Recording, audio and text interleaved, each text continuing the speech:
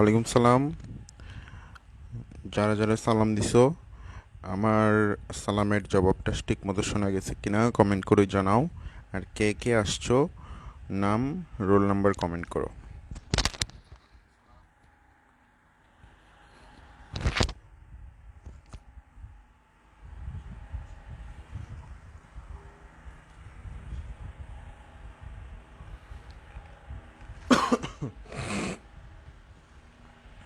Sound ঠিক মতো শোনা যাচ্ছে কিনা কমেন্ট করে জানাও।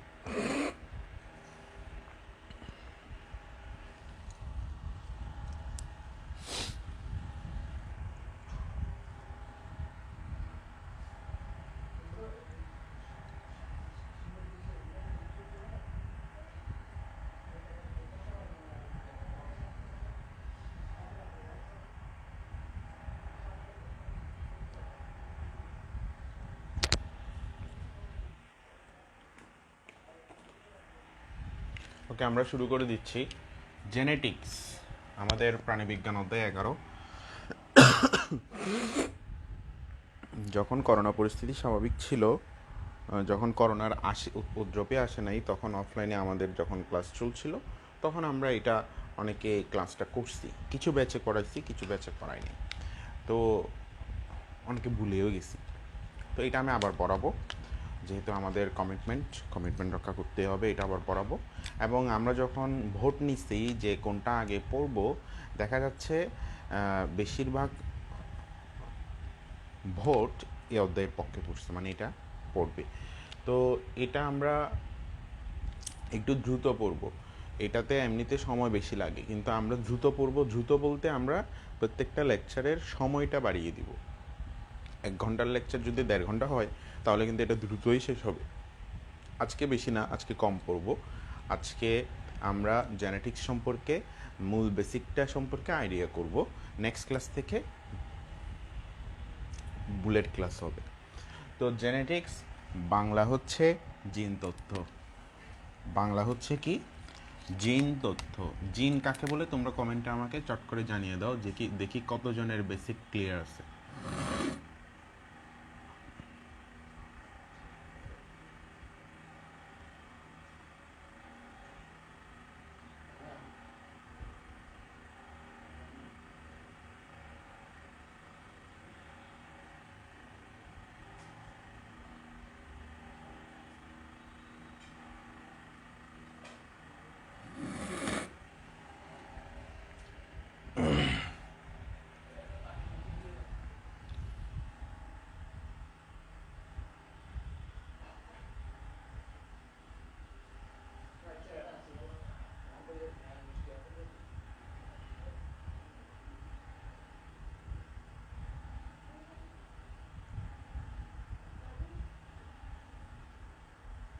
বংশগতির বাহক,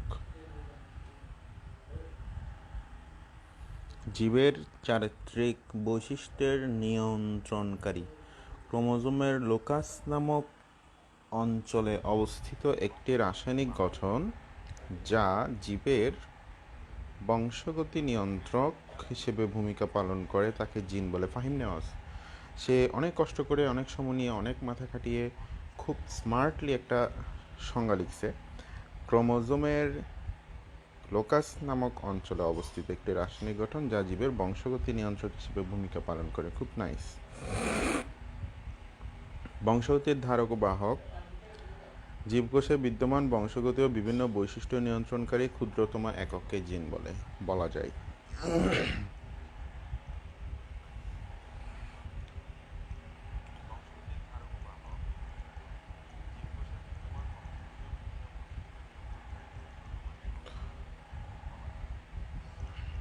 ফ্রাইডের এক্সট্রা ক্লাস নিচ্ছেন না কেন? আসলে সপ্তাহে 6 দিনই ক্লাস থাকে, এবং ফ্রাইডে বুঝতে পারতেছো এটা হচ্ছে ছুটির দিন। তো খুব গুরুত্বপূর্ণ যদি কাজ থাকে, তখন আমি সময়টা করে উঠতে পারি না। তো যেহেতু 2 ফ্রাইডে নিই নেই ক্লাস, 2 ফ্রাইডের ক্লাস যেহেতু নিই নেই, ওই 2 ফ্রাইডের ক্লাস আমি কাভার আপ করে দিব ফ্রাইডে ছাড়া অন্য দিনে ক্লাস নিয়ে। শনি সোম বুধ 3 দিন আছে, অন্য অন্য 3 দিনের যে কোনো 2 দিন ক্লাস নিয়ে আমি সেগুলো কাভার আপ করে দিব। আমার উপর বিশ্বাস রাখো, ভরসা রাখো, টেনশন করিও না। ইচ্ছাকৃতভাবে নিয়ে তা না, ইচ্ছাকৃতভাবে নিয়ে তা না, ইচ্ছাকৃতভাবে আমি কথার বরখেলাপে করি না। একদম সিম্পলি বলি, জীবের এখানে খুব সুন্দর সুন্দর সংজ্ঞা আসতেছে। আমি ইমপ্রেসড, আমি ইমপ্রেসড। জীবের বৈশিষ্ট্য নিয়ন্ত্রণকারী ফ্যাক্টরকে জিন বলে। ঠিক আছে? জীবের জিন তত্ত্বের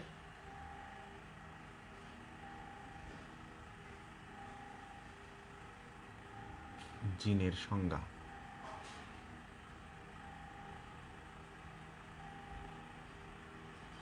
হঠাৎ প্রশ্ন আসে না যে আমাদের আচ্ছা বৈশিষ্ট্য কি? বৈশিষ্ট্য মানে হচ্ছে আচার, ব্যবহার, আকার, আকৃতি, হ্যাঁ, অর্থাৎ সাইজ, শেপ, ওজন, ভর। অর্থাৎ বৈশিষ্ট্য মানে একটা মানুষের বা একটা বস্তুর যা কিছু আছে সব কিছুই হচ্ছে বৈশিষ্ট্য, এ টু জেড। সেটার মধ্যে সব কিছু আসবে, আকৃতি, আকার, ওজন, ভর, কালার, হ্যাঁ, তারপর হচ্ছে পার্টস কী কী, তারপর হচ্ছে কিভাবে কাজ করবে, ইন্টারনাল সব কিছু, সব কিছুই হচ্ছে তাদের বৈশিষ্ট্য। যেমন আমাদের রক্তের বৈশিষ্ট্য কি? লাল, তরল পদার্থ, দুইটা অংশ নিয়ে তৈরি, রক্তরস, রক্তকণ, সব কিছু হচ্ছে বৈশিষ্ট্য। এই সকল বৈশিষ্ট্য নিয়ন্ত্রণ কে করে? একটা কোয়েশ্চেন আসে, বিজ্ঞানীদের মধ্যে আসছিল, তো ওরা এটাকে ফ্যাক্টর নাম দিছিল। কি নাম দিছিল? প্রথম নামটা কি? ফ্যাক্টর। এই ফ্যাক্টরটাকে পরবর্তীতে জিন নামকরণ করা হয়। তো আমরা বলতে পারি জীবের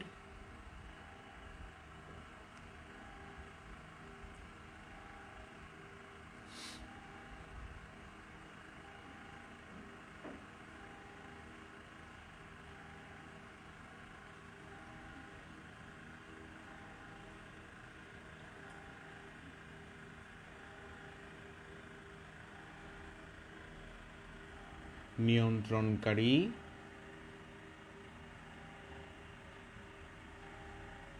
ফ্যাক্টর। ঠিক আছে? এই জীবের বৈশিষ্ট্য নিয়ন্ত্রণকারী ফ্যাক্টর জিন নিয়ে এটি নিয়ে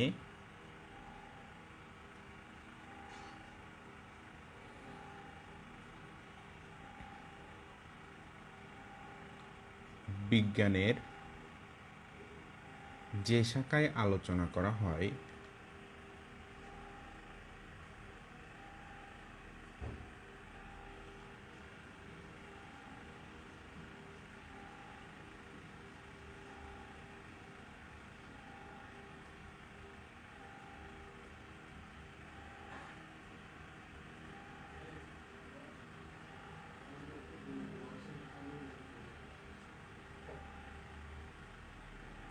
জেনেটিক্স বলে বা জিনতত্ত্ব বলে। জিনের শিক্ষা। জিন হচ্ছে কি জীবের বৈশিষ্ট্য নিয়ন্ত্রণ করে। তো জীবের বৈশিষ্ট্য নিয়ন্ত্রণকারী এই ফ্যাক্টরটা, এই জিন, এটা কোথায় অবস্থান করে? এই ফ্যাক্টরটা মানে জিন আর কি, মানে কি জিন, এটা ক্রোমোজোমে অবস্থান করে। ক্রোমোজোমে অবস্থান করে, ক্রোমোজোমে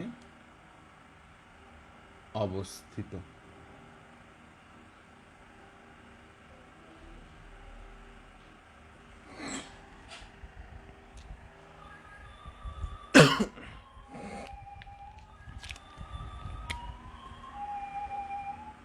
ক্রোমোজোমের যে স্থানে অবস্থিত সেটাকে বলা হয় লোকাস। সেটাকে বলা হয় কি? লোকাস। তাহলে জীবের বৈশিষ্ট্য নিয়ন্ত্রণকারী ফ্যাক্টরটা হচ্ছে জিন। জিন কোথায় থাকে? ক্রোমোজোমে। ক্রোমোজোমের কোন অঞ্চলে? লোকাস নামক অঞ্চলে। জিন নিয়ে যে আলোচনাটা করা হয় সেই আলোচনাকে বিজ্ঞানের ভাষায় বলি জেনেটিক্স। কি বলি? জেনেটিক্স। আমরা আমরা যা কিছু সবই হচ্ছে জেনেটিক্স। যেমন আমরা যদি দুজন মানুষের কথা চিন্তা করি, একজন হচ্ছে আকারে লম্বা, আরেকজন হচ্ছে আকারে খাটো। তাহলে এ হচ্ছে লম্বা, এটা তার জেনেটিক্স। এ হচ্ছে খাটো, এটা তার জেনেটিক্স। মোটা নাকি শুকনো হবে সেটাও কিন্তু জেনেটিক্সের মধ্যে পড়ে, সেটাও একটা বৈশিষ্ট্য। তো এখন আমি যে দুইটা বৈশিষ্ট্যের কথা বলতেছি, লম্বা খাটো জিনিসটা কি? লম্বা হওয়া খাটো হওয়া জিনিসটা কি? ওজন, আকৃতি, প্রস্থ, এটা কি? লম্বা হওয়া খাটো হওয়া এটা কি? এটাকে আমরা কি টার্মে ইউজ করব?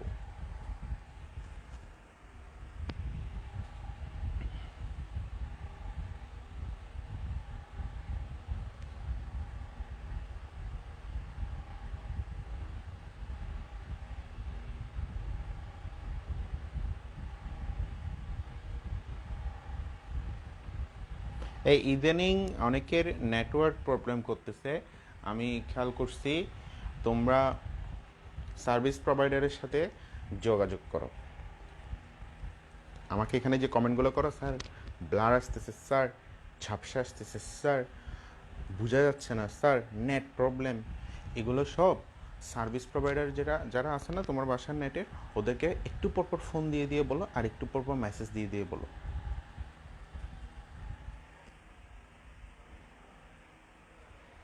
না, আকৃতি না। আকৃতি লম্বা খাটো কি? এটাকে বলা হয় উচ্চতা। এটাকে বলা হয় কি? উচ্চতা।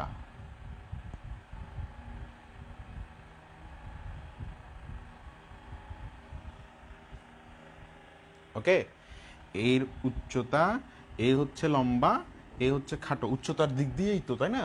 তো এখন উচ্চতা যেটা, উচ্চতাকে আমরা ইংলিশে বলি হাইট।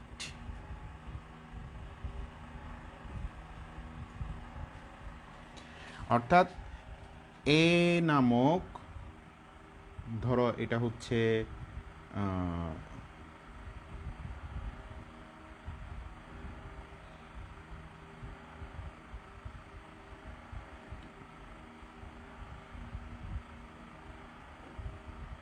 লাইলি, এটা হচ্ছে মজনু।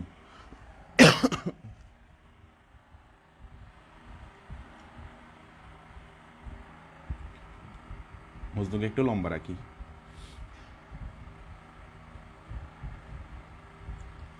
ঠিক আছে? মজনু লম্বা, লাইলি খাটো উচ্চতার দিক দিয়ে।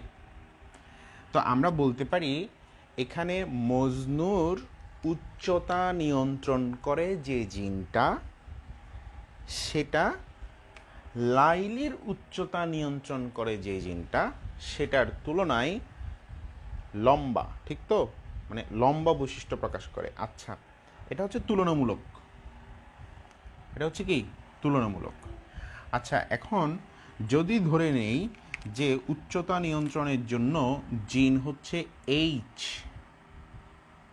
এইচ, তাহলে তোমাদেরকে একটু পিছনে নিয়ে যাই। সেটা হচ্ছে কোষ বিভাজনের সময় মিওসিসে মিওসিস 1 নামক একটা ধাপ আছে, মিওসিস 2 নামক একটা ধাপ আছে।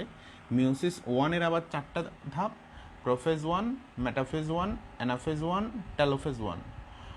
প্রোফেজ 1-এর আবার 5টা উপধাপ ছিল, তোমাদেরকে মনে আছে? 5টা উপধাপগুলো মনে রাখার জন্য আমি টেকনিকেও দিছিলাম। 5টা উপধাপ হচ্ছে ল্যাপটোটিন, জাইগোটিন, প্যাকাইটিন, ডিপ্লোটিন, ডায়াকাইনেসিস। যদি তোমাদের মনে থাকে, মনে নাও থাকে, আমার বলার পর একটু হলেও তো মনে পড়বে। এর মধ্যে যে জাইগোটিন যে ধাপটা আছে, সেই ধাপে ক্রোমোজোমগুলো এরকম জোড়ায় জোড়ায় অবস্থান করে, তোমাদের যদি মনে থাকে।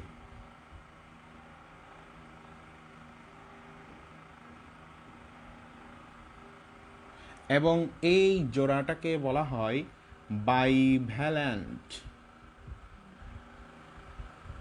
এটাকে কি বলা হয়? বাইভ্যালেন্ট। আমি বলছিলাম যেহেতু জাইগোটিন, একটু রিভিউ করে নাও, যেহেতু জাইগোটিন জ মানে হচ্ছে জোড়া, জোড়া মানে হচ্ছে কাপল, কাপল একজনকে আরেকজন কি বলে? ভালোবাসি বলে। ভালোবাসি, এই ভালোবাসির সি মানে হচ্ছে সিনাপসিস,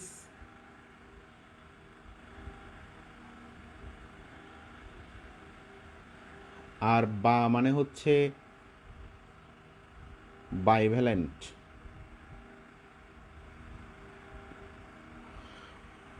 ভালো মানে কি? আচ্ছা, ভালো দিয়ে কিছু বলার দরকার নেই, ভালোবাসি। আর জোড়া মানে কি? ভ্যালেন্টিন। ভালোবাসা মানে কি? ভ্যালেন্টিন। তাহলে বাই ভ্যালেন্টিন মানে বাইভ্যালেন্ট, আর এদিকে কি? সিনাপসিস। বাইভ্যালেন্ট কাকে বলা হয়? জোড়াটাকে বলা হয়। আর জোড়া গঠনের প্রক্রিয়াকে বলা হয় সিনাপসিস। এগুলো সব জাইগোটিনের কাহিনী। জানি না কতটুক মনে আছে তোমাদের, আমার বলার আছে বললাম।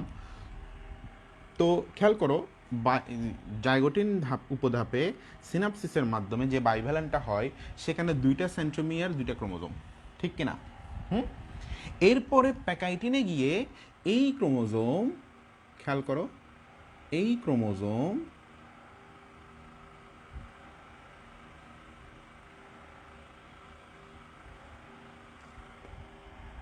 চারটা ক্রোমাটিডে পরিণত হয়। তখন 1, 2, 3, 4, চারটা ক্রোমাটিড হয়। কয়টা ক্রোমাটিড হয়? চারটা ক্রোমাটিড হয়। তখন এই জিনিসটাকে বলা হয় কি বলা হয়? Comment please.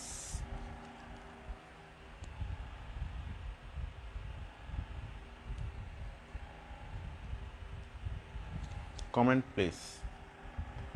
তখন এই বাইভ্যালেন্টের এই চারটা ক্রোমাটিডকে একত্রে কি বলা হয়?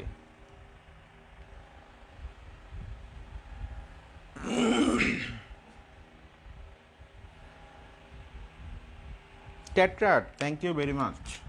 টেট্রাড।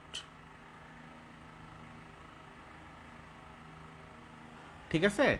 এখন খেয়াল করো, এখানে একই সেন্ট্রোমিয়ারে যুক্ত যেগুলা সেগুলোকে বলা হয় সিস্টার ক্রোমাটিড, আর ভিন্ন সেন্ট্রোমিয়ারেরগুলো হচ্ছে নন সিস্টার। যেমন এখানে নন সিস্টার কার সাথে কে?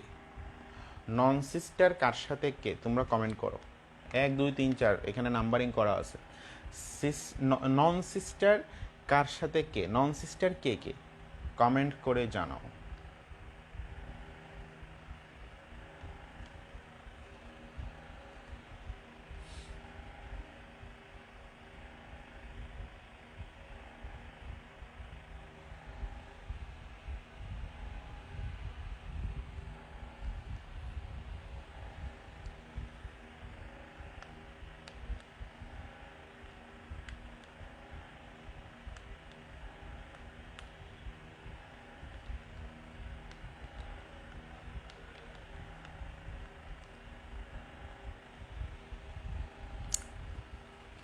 দুই তিন হচ্ছে নন সিস্টার, 2, 3 হচ্ছে নন সিস্টার, আর বলা যায় না নন সিস্টার।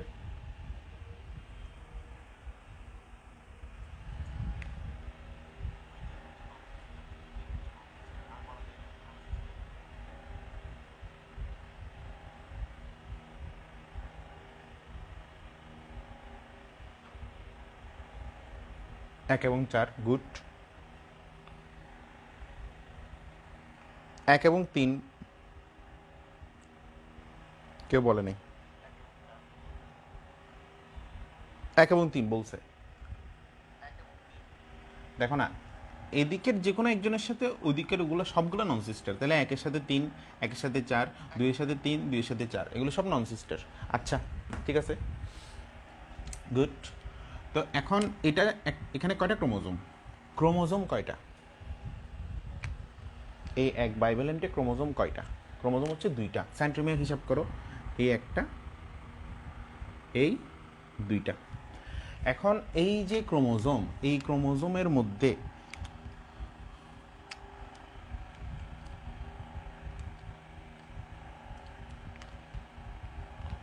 এই দুইটা ক্রোমোজোমকে আমরা বলবো হোমোলোগাস ক্রোমোজোম।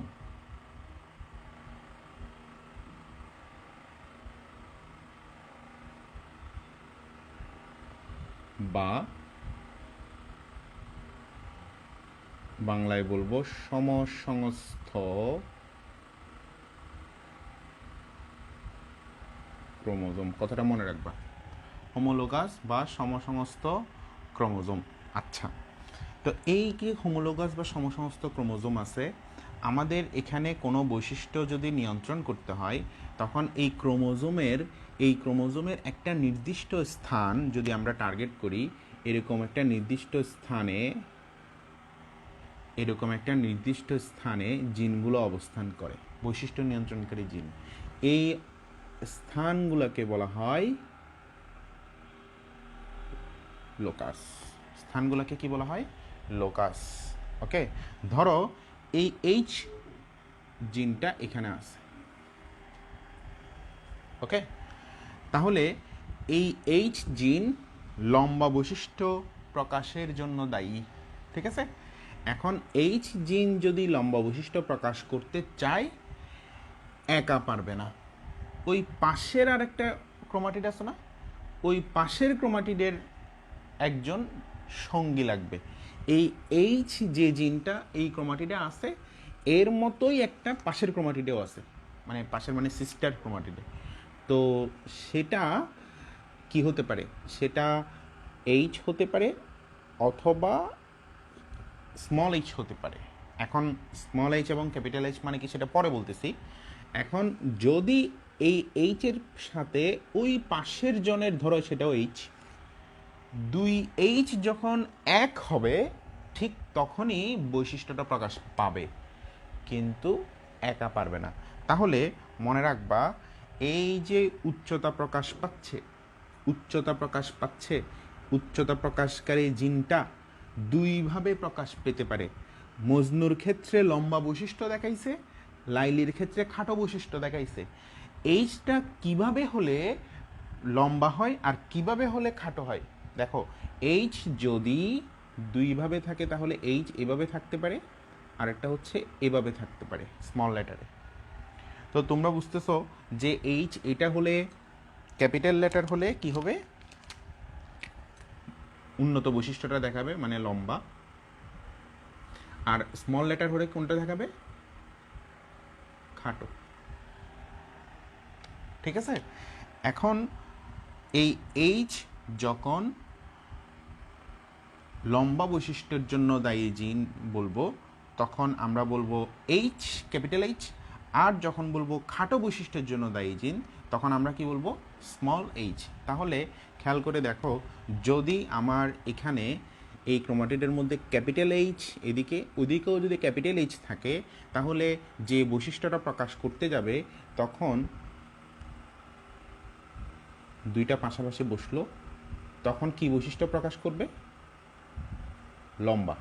কিন্তু যদি এখানে এইচ আর ওখানে স্মল এইচ থাকে, এইচ আর স্মল এইচ থাকে, আবার উল্টা এখানে স্মল এইচ ওখানেও স্মল এইচ থাকে, এই তিনটার বেশি তো সম্ভব না। আচ্ছা, তাহলে এখানে কি প্রকাশ পাবে? এটা লম্বা আমরা বুঝছি, এটা খাটো আমরা বুঝছি। কোয়েশ্চেন হচ্ছে এটা কি হবে? ক্যাপিটাল এইচ এবং স্মল এইচ একসাথে থাকলে তখন কি হবে? দেখো, লম্বা আর খাটো দুইজন পাশাপাশি থাকলে তুমি প্রথমে লম্বা জনকে বলবা, হ্যাঁ ও লম্বা ও খাটো, এরকম বলবা। খাটোকে যদি লম্বা জনের পিছনে দাঁড় করাই, তাহলে তুমি বুঝতেই পারবা না এখানে মানুষ দুজন, এখানে মানুষ আসলে দুজন, কিন্তু তোমার মনে হবে এখানে একজন আসছে। তুমি একা আসছো কেন? স্মল এইচকে নিয়ে এসো না কেন? তখন পিছন থেকে আসতেই করে স্মল এইচ বের হয়, এই যে আমি এসছি, তখন তুমি বুঝতে পারো যে সে আসছে। এখন এই যে অর্থাৎ কি বোঝাতে চাইছি, মানে খাটোর সামনে লম্বা বৈশিষ্ট্য থাকলে খাটো কি হয়ে থাকে? অবদমিত হয়ে থাকে, নিজেকে এক্সপ্রেস করতে পারে না, কারণ লম্বা সেখানে স্পেস নিয়ে ফেলে। ঠিক একইভাবে এখানে দুইটা বৈশিষ্ট্য যদি থাকে, দুইটা বৈশিষ্ট্যের মধ্যে যেই বৈশিষ্ট্যটা আগ্রাসন দেখায় বা প্রকাশ পায় সেই বৈশিষ্ট্যকে আমরা বলবো প্রকট বৈশিষ্ট্য, আর যেটা প্রকটের কারণে প্রকাশ হতে পারে না সেটাকে আমরা বলবো প্রচ্ছন্ন বৈশিষ্ট্য। মনে থাকবে, প্রকট বৈশিষ্ট্য আর একটা হচ্ছে কি প্রচ্ছন্ন বৈশিষ্ট্য। দুইটার জন্য দুইটা আলাদা জিন, কিন্তু একটা ক্যাপিটাল এইচ আর একটা স্মল এইচ। এখন দুইজন এক্স যেহেতু একই ক্রোমোজোমের হোমোলোগাস ক্রোমোজোমের লোকাসে আছে, এই জন্য এই দুইজনকে একসাথে বসে বৈশিষ্ট্য প্রকাশ করতে হবে। এখন এই দুইজন যদি একই রকমের জিন হয় তাহলে লম্বা, একই রকমের জিন যদি স্মল হয় তাহলে খাটো। ক্যাপিটাল এইচ স্মল এইচ হলে কি, তোমরা কি কমেন্ট করছো?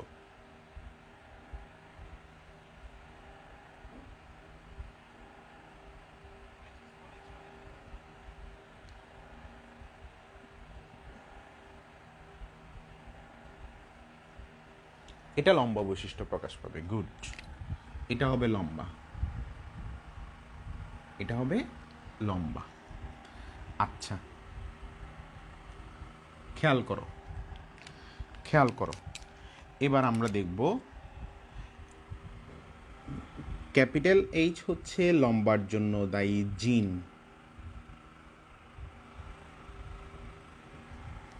এগুলো হচ্ছে জিন। স্মল এইচ হচ্ছে খাটোর জন্য দায়ী জিন, কিন্তু ওরা একা কখনো বৈশিষ্ট্য প্রকাশ করতে পারে নাই। পাশের ঘরের বন্ধুটাকে সাথে নিয়ে বৈশিষ্ট্য প্রকাশ করতে হয়। তখন বলতে হবে বৈশিষ্ট্য প্রকাশের সময় এই যে দুইজন একসাথে বসে বৈশিষ্ট্য প্রকাশ করতেছে না, এই জিনকে যদি আমি এন ধরি, মানে এক সেট ধরি, তাহলে এটা দুইবার বসলে কয় সেট? যেমন এখানে দুইবার বসছে, তাহলে এটা কয় সেট? এটা হচ্ছে কি 2 সেট, এটাও 2 সেট, এটাও 2 সেট। এবং এগুলাকে বলা হয় জেনোটাইপ। এগুলাকে কি বলা হয়? এগুলাকে কি বলা হয়? জিনোটাইপ।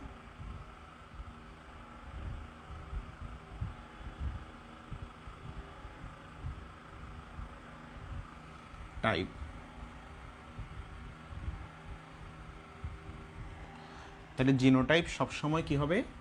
2n হবে। আর জিন সবসময় কি হবে? n হবে, হ্যাপ্লয়েড হবে। আর জিনোটাইপ সবসময় ডিপ্লয়েড হবে। বৈশিষ্ট্য প্রকাশ কে করবে?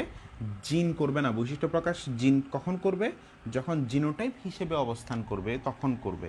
অর্থাৎ বৈশিষ্ট্যের জন্য দায়ী হচ্ছে জিন, কিন্তু জিনটা যখন তার পার্শ্ববর্তী লোকাসের জিন সহ একসাথে বসবে তখন সার্বিকভাবে বৈশিষ্ট্যটা প্রকাশ হবে। কারণ এখানে ক্যাপিটাল এইচ থাকতে পারে কিন্তু পাশের জন যদি স্মল এইচ হয়, আর এখানে ক্যাপিটাল এইচ থাকলে পাশের জন যদি ক্যাপিটাল এইচ হয় তাহলে বৈশিষ্ট্য প্রকাশ করবে ক্যাপিটাল এইচ ক্যাপিটাল এইচ। এখানে ক্যাপিটাল এইচ ওখানে স্মল এইচ হলে তাহলে প্রকাশ হবে ক্যাপিটাল এইচ স্মল এইচ। আর এখানে স্মল এইচ ওখানে স্মল এইচ হলে তাহলে প্রকাশ করবে কোন জিন, কোন genotype? Small H small H. এখন এই জিনোটাইপ এগুলা কি বৈশিষ্ট্য প্রকাশ করে? খালি চোখে তুমি কোনগুলা দেখতেছো? খালি চোখে তুমি দেখতেছো লম্বা খাটো, কিন্তু এগুলোর ভিতরে কি কারণে লম্বা হয়েছে সেটা হচ্ছে এটা। তো কারণটা হচ্ছে জিনোটাইপ, ইংলিশে যেটা লিখবা লেটার দিয়ে। আর যেটা চোখে দেখতেছো প্রকাশ পাচ্ছে সেটা হচ্ছে ফিনোটাইপ, যেটা কথায় বাংলা শব্দ দিয়ে লিখতেছে। যেমন এটা লম্বা, এটা লম্বা, এটা খাটো। এখন এইটার মধ্যে লম্বা কেন হয়েছে? লম্বা হয়েছে কারণ এখানে ক্যাপিটাল এইচ আছে। ক্যাপিটাল এইচ হচ্ছে কিসের জন্য দায়ী জিন? লম্বার জন্য। তাহলে আমরা ধরে নিচ্ছি লম্বার খাটোর মধ্যে লম্বা বৈশিষ্ট্য হচ্ছে আগে প্রকাশ পায় আর খাটো অপ্রকাশিত থাকে। এই জন্য লম্বাকে আমরা বলবো প্রকট, খাটোকে বলবো প্রচ্ছন্ন। তো যে প্রকট যেটা প্রকাশ পায় সেটাকে আমরা ক্যাপিটাল লেটারে ধরি, নিয়ম আর কি। আর ওইটার স্মল লেটারকে আমরা কি ধরি? প্রচ্ছন্ন হিসেবে ধরি। এটা হচ্ছে নিয়ম। আচ্ছা, এখন খেয়াল করো, তাহলে আমরা খালি চোখে কোনটা দেখবো, জিনোটাইপ নাকি ফিনোটাইপ? কমেন্টে জানাও। এটাকে বলা হয় ফিনোটাইপ। এটাকে বলা হয় কি?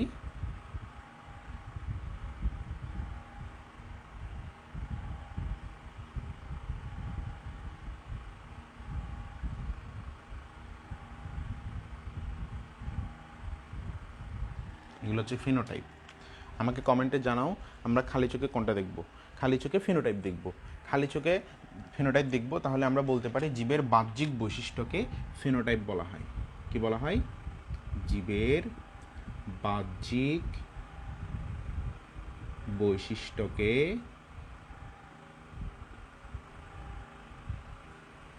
ফিনোটাইপ বলে। আর জিনোটাইপ হচ্ছে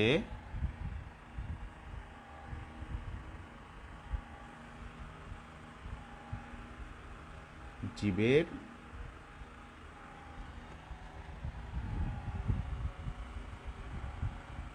বৈশিষ্ট্য।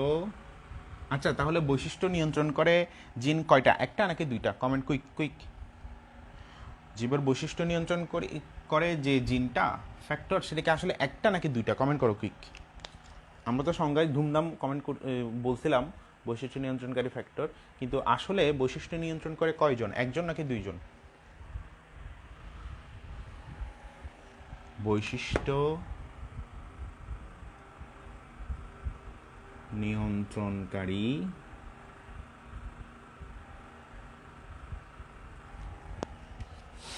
দুইটা, তার মানে যুগল। দুইটা মানে ইচ্ছা মতো দুইটা না, একই লোক আছে থাকতে হবে। তাহলে নিয়ন্ত্রণকারী জিন যুগলের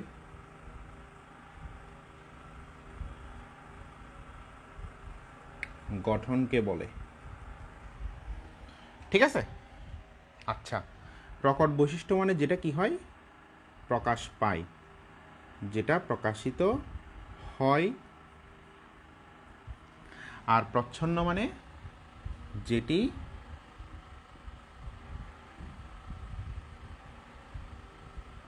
অবদমিত।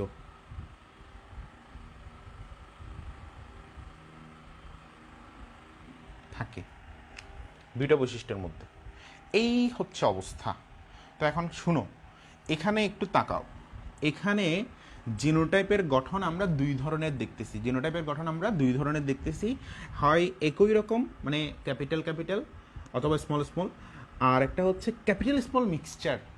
তাহলে আমরা এখানে বলতে পারি মৌলিক এবং মিশ্র, অর্থাৎ একই, দেখো না, double capital H double small H, এগুলো হচ্ছে একই রকম জিন দিয়ে তৈরি, আর এটা মিশ্র জিন মানে ভিন্ন ভিন্ন জিন দিয়ে তৈরি।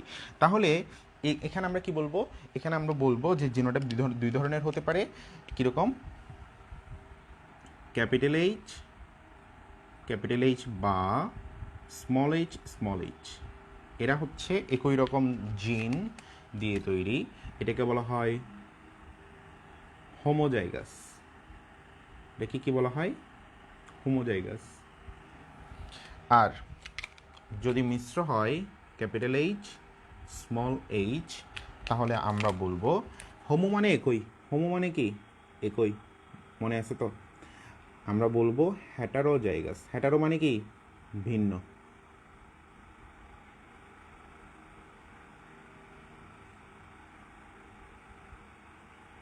আচ্ছা শুনো, তোমাদের কাছে প্রশ্ন। ক্যাপিটাল এইচ লম্বা ফিনোটাইপ, ক্যাপিটাল এইচ ফিনোটাইপ লম্বা, স্মল এইচ ফিনোটাইপ হচ্ছে কি? খাটো। এখন 3 নাম্বারটা বাদ দাও, উপরের দুইটার কথা চিন্তা করো। ক্যাপিটাল এইচ স্মল এইচ, একটা হচ্ছে হোমোজাইগাস আর একটা হচ্ছে হেটারোজাইগাস, কিন্তু দুইটাই হচ্ছে কি? ফিনোটাইপ কি? লম্বা। তাহলে আমরা দেখতেছি যে জিনোটাইপ দুই রকমের হলেও ফিনোটাইপ কীরকম হতে পারে? একই হতে পারে। উল্টাভাবে যদি বলি ফিনোটাইপ একই হলেও জিনোটাইপ কি হতে পারে? ভিন্ন হতে পারে। কথাটা কি ক্লিয়ার? মানে ফিনোটাইপ এক হলেও জিনোটাইপ ভিন্ন হতে পারে। যেমন একজন লম্বা দেখছো, তাকে কেটে কুটে ভিতরে গবেষণা করে দেখতেছো, তার লম্বা হওয়ার জিনোটাইপ হচ্ছে ক্যাপিটাল এইচ। আবার আরেকজনকে কেটে দেখলা ক্যাপিটাল এইচ স্মল এইচ। সুতরাং তুমি নিশ্চিতভাবে বলতে পারবা না যে লম্বা মানেই ক্যাপিটাল এইচ। বুঝতে পারছো? লম্বা মানে কি হতে পারে? ক্যাপিটাল এইচ স্মল এইচ মিক্সচারও থাকতে পারে। তো তুমি আমাকে বলবা একটা লাইন, সেটা হচ্ছে কি, সবাই লিখবা, কোনো জীবের, দুটি জীবের ফিনোটাইপ এক হলেও জিনোটাইপ ভিন্ন হতে পারে। সবাই কমেন্ট করো তো। দুটি জীবের ফেনোটাইপ এক হলেও জিনোটাইপ ভিন্ন হতে পারে, এটা কমেন্টে করো, অন্তত 10টা কমেন্ট যাতে আসে। আমি এই বেসিক ক্লাসটা রেখে দিব, এটাতে যার যেখানে সমস্যা সে একটু ধৈর্য ধরো, আমি যখন পুরা শেষ করে যখন বলবো এবার প্রশ্ন করো মোবাইল হাতে নিয়ে, তখন প্রশ্ন করবা। সবাই কমেন্ট করতেছে নাকি এমনি বসে আছে? অলস হয়ে বসে থাকিও না, অলস হয়ে বসে থাকিও না, প্লিজ কমেন্ট করবা। দুটি জীবের ফেনোটাইপ এক হলেও জিনোটাইপ ভিন্ন হতে পারে। যে কাট কপি পেস্ট করবে সে, আমরা তো ধরতে পারবো না, তবে আল্লাহর কাছে বিচার দিলাম।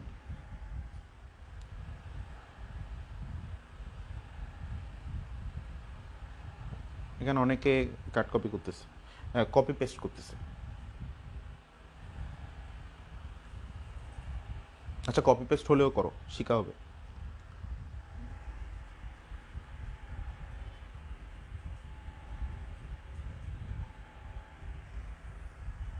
যারা ল্যাপটপে ক্লাস দেখে ওদের মনে একটু সমস্যা হয় টাইপ করতে। গুড, এটা লিখাচ্ছি কেন? যতবার কমেন্ট আসতেছে অন্যরা দেখতেছে দেখতেছে, রিভিশন হচ্ছে, রিভিশন হচ্ছে। নিজেও লিখলা, অন্যরাও দেখলো, রিভিশন হলো। এটা খুব ইম্পর্টেন্ট, খুব ইম্পর্টেন্ট, এটা ব্যাখ্যা করে দিবা এভাবে। আচ্ছা, এখানে আমরা এতক্ষণ বকবক করছি এক জোড়া বৈশিষ্ট্য নিয়ে, তাই না? আমরা এর বেশি তো আলোচনা করি নাই। এক জোড়া বৈশিষ্ট্য নিয়ে যদি আলোচনা করি, মানে যদি এমন হয়, আচ্ছা তোমরা কি জানো এখানে মজনু লাইলি, মজনু হচ্ছে লম্বা, লাইলি হচ্ছে খাটো, দুইজন দুইজনকে প্রপোজ করলো এবং ওদের মধ্যে বিয়ে হলো। হ্যাঁ, বিয়ে হওয়ার পর এদের মধ্যে যদি বাচ্চা কাচ্চা হয়, তাহলে ওই বাচ্চাগুলা কার, লাইলির নাকি মজনুর? তোমরা কমেন্টে জানাও, চিন্তা ভাবনা করে বলবা।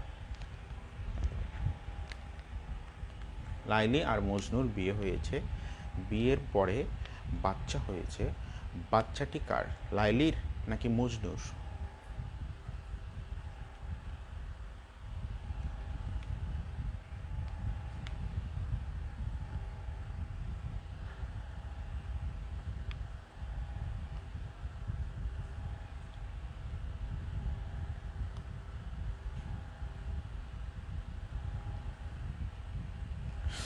একজন কমেন্ট করছে মজনুর।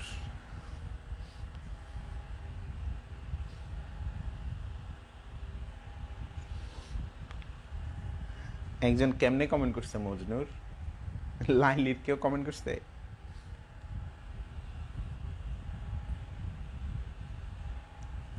এই মজনুটা কে যে মজনুর কমেন্ট করছে?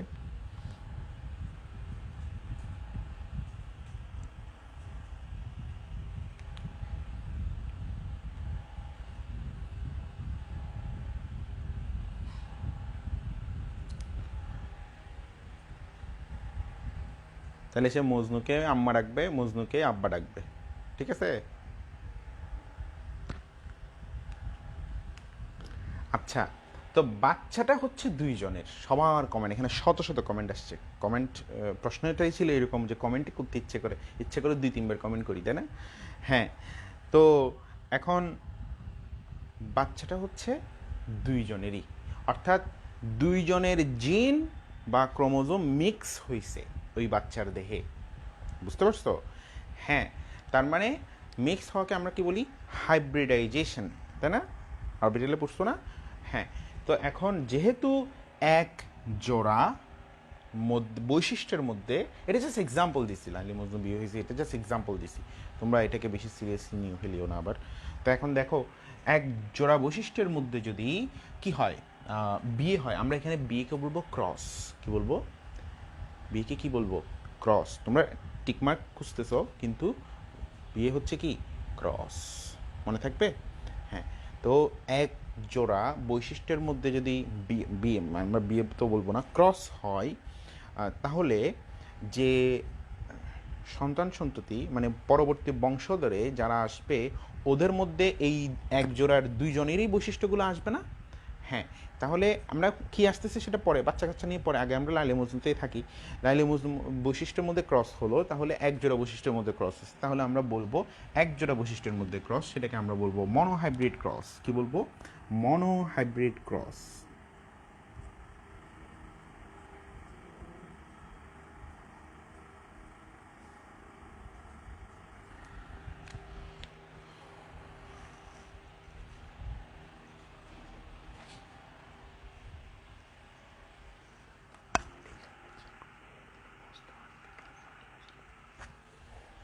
নেক্সট কখন হবে আমি জানিয়ে দেব। হ্যাঁ,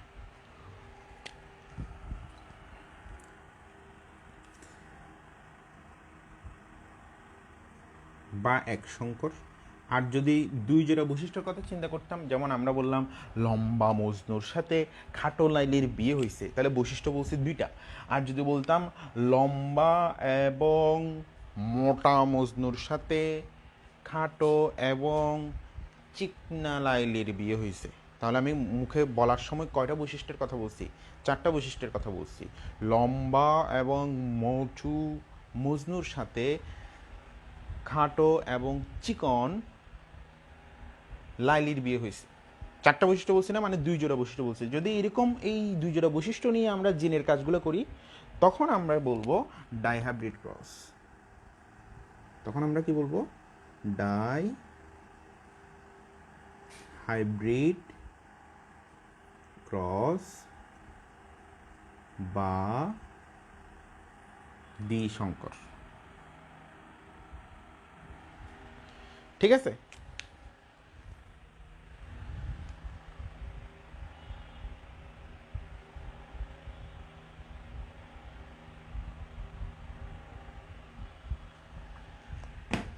শোনো, তো এই যখন অবস্থা, এখানে আমরা অনেকগুলো টার্ম শিখছি।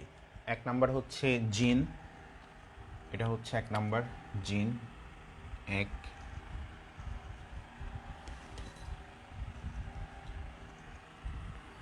দুই নাম্বার হচ্ছে জেনেটিক্স, তিন নাম্বার হচ্ছে লোকাস,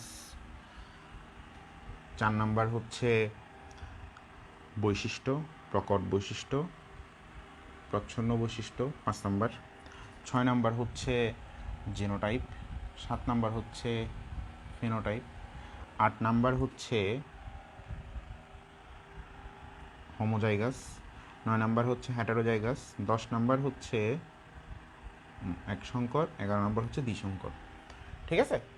আচ্ছা, একটা বৈশিষ্ট্য নিয়ন্ত্রণ করলে এখানে যুগল নামে একটা কথা বলছি।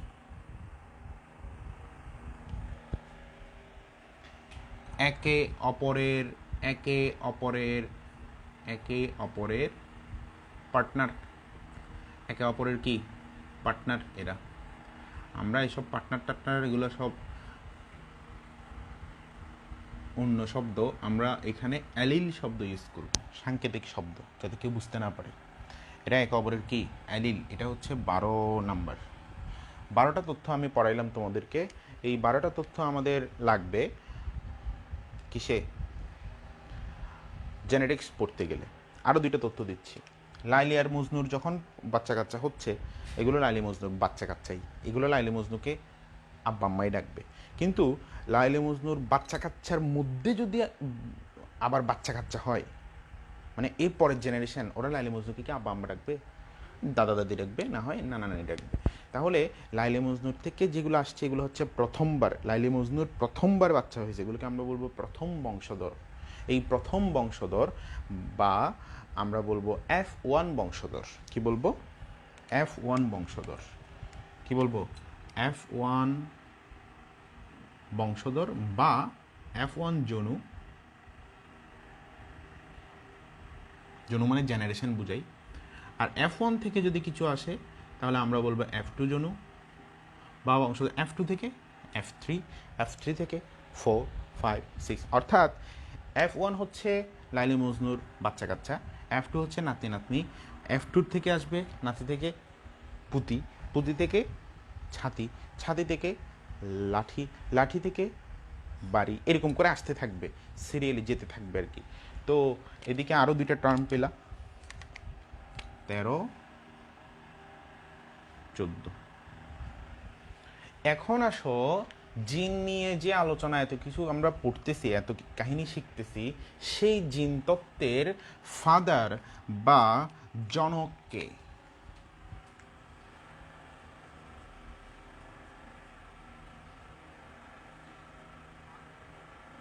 আমাকে বলতে হবে? এটা যদি আমাকে পড়াতে হয় জিন তত্ত্বের জনককে, তাহলে তো এটা আমার জন্য খুবই দুঃখজনক ঘটনা এবং তোমাদের জন্য লজ্জাজনক ঘটনা।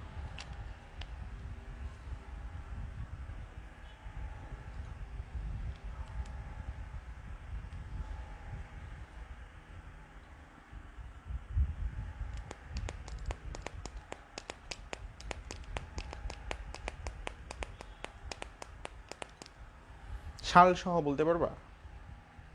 সাল বলতে পারবা? Gregor Johann Mendel, good. Gregor Johann Mendel. এই জিন আবিষ্কার কে করছে? জিন আবিষ্কার কে করছে? ইম্পর্টেন্ট তো। আচ্ছা, জিন তত্ত্বের জনক হচ্ছে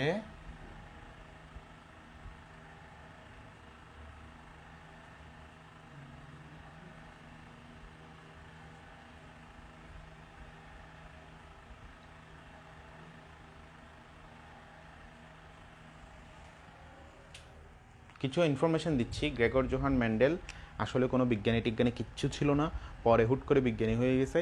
আসলে সে একজন গির্জার পাদ্রী ছিল, ধর্মযাজক ছিল, ধর্ম প্রচার করত এবং ধর্ম যাজক থাকা অবস্থায় গির্জার মধ্যেই আশেপাশে বাগানের মধ্যে মটরশুঁটি গাছ ছিল। মটরশুঁটি গাছের 34 প্রকার জাত নিয়ে সে গবেষণা করছিল। 34 প্রকার। কয় প্রকার? কয় প্রকার? 34 প্রকার মটর শুটি। হ্যাঁ, কয় প্রকার? 34 প্রকার। 34 প্রকার। এই 34 প্রকারের 4 আর 3 যোগ করলে কত হয়? 7। 7 বছর গবেষণা করছে। কয় বছর? 7 বছর গবেষণা করে সে বিজয় অর্জন করছে। আমরা বিজয় অর্জন করলে কি দেখাই? কি দেখাই? 2 দেখাই। কি দেখাই? 2 দেখাই। এই 2টি সূত্র আবিষ্কার করছে। ঠিক আছে, এগুলোকে ম্যান্ডেলের সূত্র বলা হয়। এর একটা সূত্র হচ্ছে মনোহাইব্রিড ক্রস বা একসংকর ক্রস সূত্র, আরেকটা সূত্র হচ্ছে ডাইহাইব্রিড ক্রসের সূত্র। মনো মানে এক জোড়া বৈশিষ্ট্যের মধ্যে ক্রস, ডাই মানে 2 বা তার বেশি বৈশিষ্ট্যের মধ্যে ক্রস। ঠিক আছে?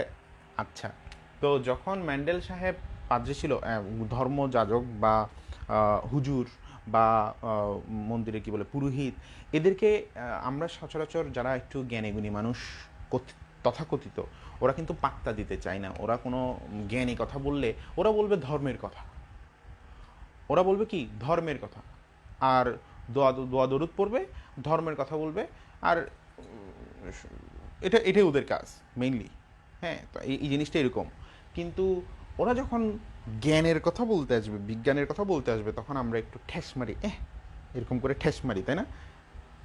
মারি না? ঠিক একই অবস্থায় এর ক্ষেত্রে হয়েছিল। বেচারা ধর্মযাজক হওয়াতেই তার এত বছর লেগে গেছিল মানুষকে এটা বুঝাতে, এবং এত বেশি বছর লেগে গেছিল যে সে বুঝাতেই পারে নাই, মরে গেছে।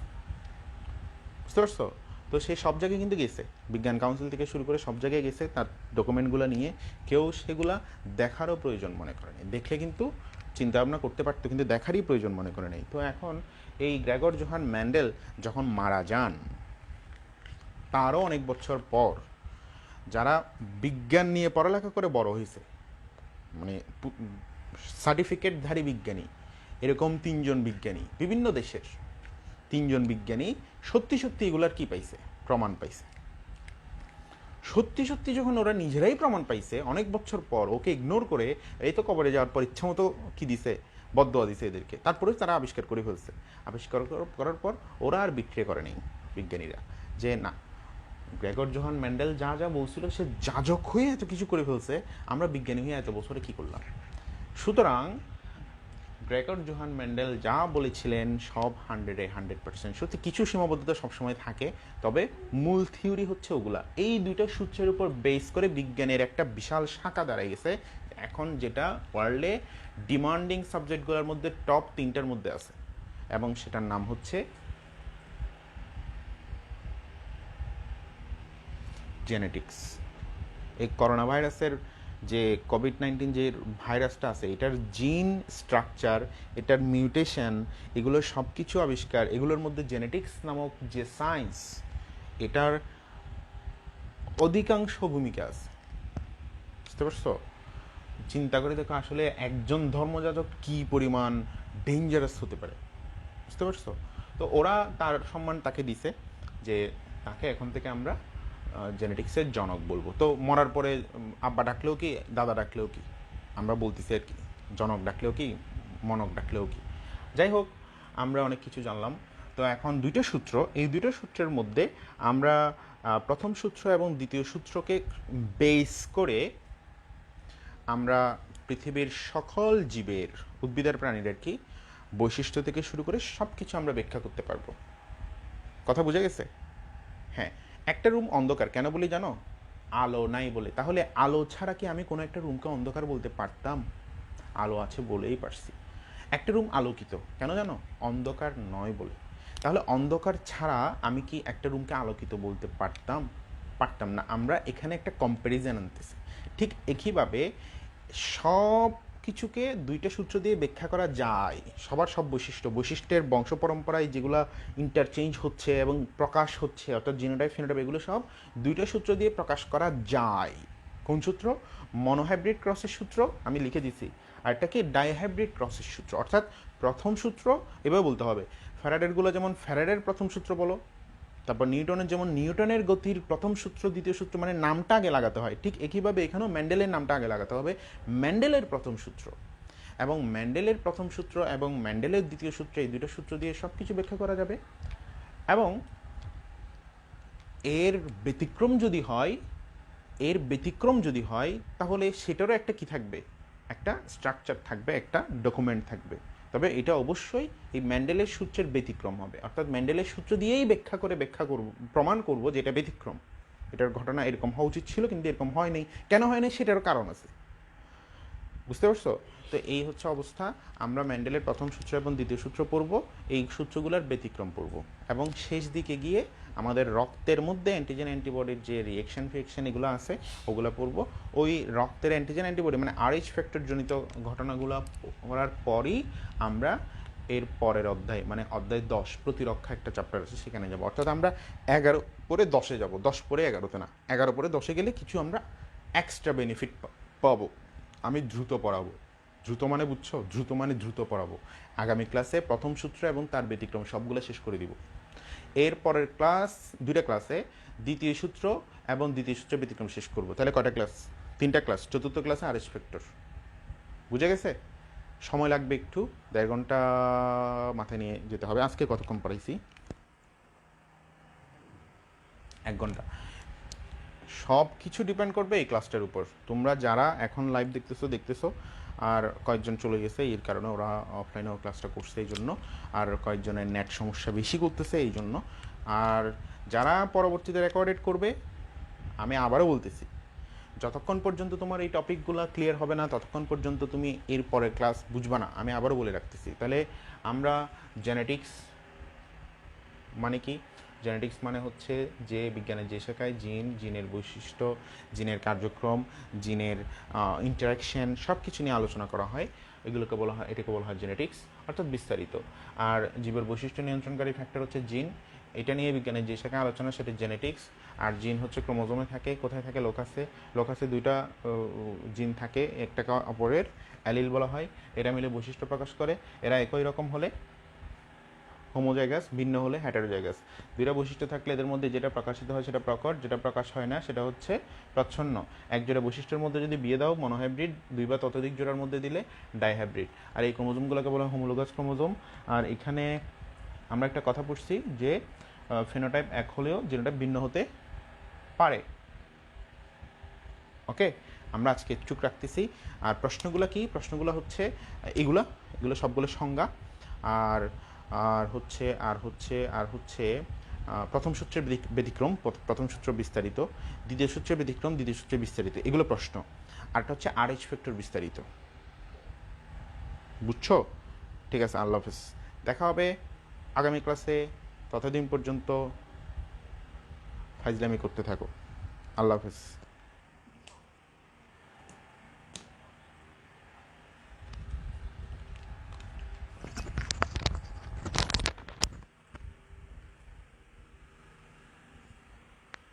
এটা দেখছো? এটার এভাবে কে মরাইছে?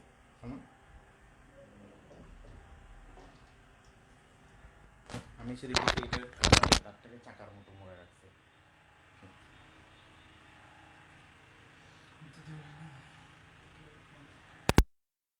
ও একটা কমেন্ট করে তারপর বের হবা। ওয়ালাইকুম সালাম। এটা দিচ্ছি।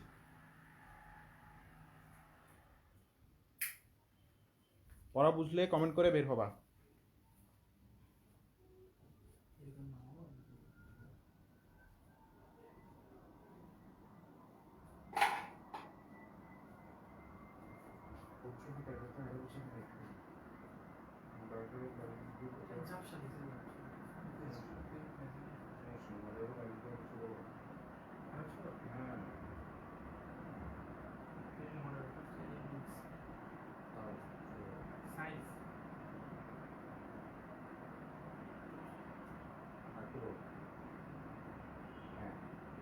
কালো অংশটা পুরো কালো ব্লকটা ডান পাশে সরাই। হ্যাঁ হ্যাঁ কালার চেঞ্জ করি না এটা সত্যি কালো অংশ মানে সাদা আর হয় না ছোট বড় করতে হবে।